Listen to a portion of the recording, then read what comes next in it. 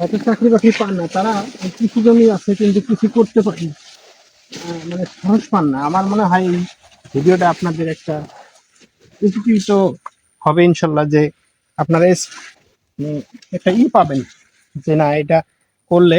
এই যে দেখেন এখানে একটা লাউ, এই যে এখানে একটা লাউ ধরছে, ওই যে ওখানে একটা, এই যে এখানে একটা, এই যে এখানে একটা, এই যে এখানে একটা, আবার এই যে এখানে আরেকটা, দেখছেন?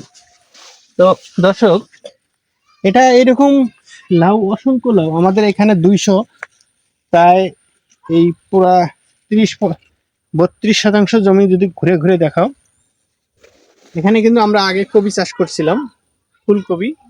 ফুলকপি চাষের পরেই এই জমিটা আমরা মাত্র 1 মাস, এখনো হয়নি 1 মাস বয়স এই লাউয়ের গাছ, এর মধ্যে দেখেন একবারে ছেয়ে গেছে। আর এই লাউর 200 লাউয়ের গাছ আছে। তো একটা আপনাকে এক্সাম্পল যেটা দেখাবো আমি, যে একটা করে গাছে যদি 2-3টা করে লাউ ধরে, তাও তো কিন্তু 200 গাছে 600 লাউ, 3টা করে ধরলে। এটাই কৃষির মধ্যে আল্লাহ তাআলা অসংখ্য রহমত এবং রেখেছেন। আসলে আমরা অনেক সময় হতাশ হই যে আমরা কি করব।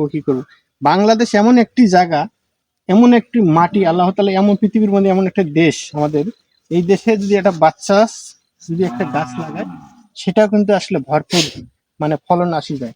এটি আল্লাহ তাআলা কিন্তু আমাদের এই বাংলাদেশকে পৃথিবীর মধ্যে কয় না যে সব দেশের রানী সেজে, আমাদের জন্মভূমি। আসলে সত্যি এই মাটিটার মধ্যে যে যা করে তাই কিন্তু হয়। দেখেন এখানে আহ আমাদের ওই পাশে ঘাস লাগাইছে গরুর জন্য, এই পাশে ভুট্টা, পাশের জমিতে, আর এটা লাউ।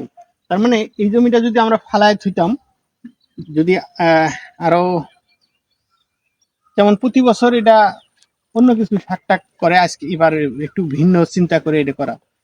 তো এইরকম একটু, বা এখানে কিন্তু আরো একটু কাজ করা যেত আপনার, অন্য কিছু ফসল ফলানো করা যেতে পারে।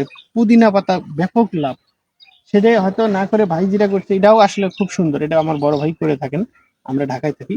তো আজকে দেখালাম। আসসালামু আলাইকুম রহমতুল্লাহি বারাকাতু। অন্য এক ভিডিওতে অন্য কিছু দেখাবো।